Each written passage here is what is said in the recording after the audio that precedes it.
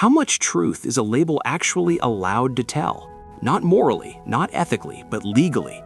Because we tend to assume something very dangerous without realizing it. We assume labels exist to inform us, to guide us, to help us make better decisions. But what if that assumption itself is the illusion? What if labels are not designed to tell us the full story, but only the version of the story they're permitted to tell?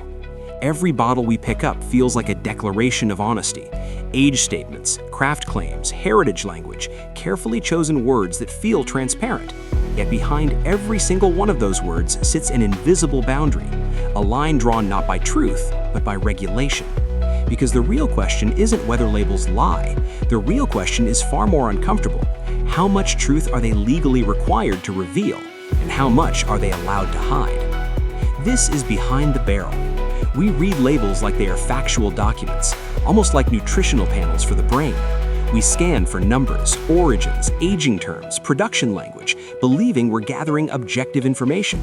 But something subtle happens during that process, something we rarely notice. We don't just read labels, we trust them, instantly, automatically. Because the presence of structured information creates a psychological shortcut. Our brain equates organization with honesty, precision with truth, technical language with transparency.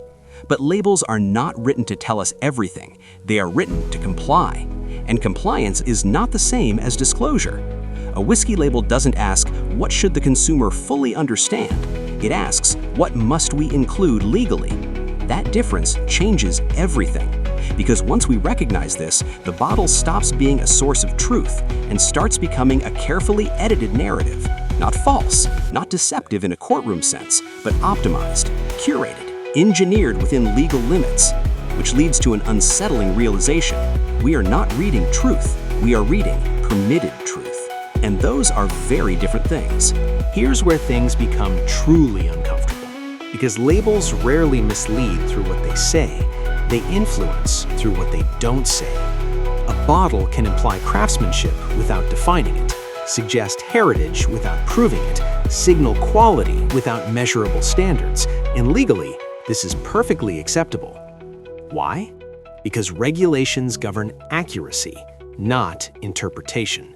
If a claim cannot be proven false, it survives. If a phrase cannot be legally challenged, it remains, which means ambiguity becomes a strategy. Words like small batch, handcrafted, premium, select, reserve, they feel informative, yet often exist in regulatory gray zones. They shape perception without making concrete promises, and our brain fills in the gaps.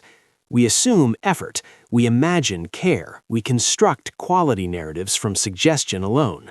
Not because we're careless, but because human cognition is wired to complete incomplete stories.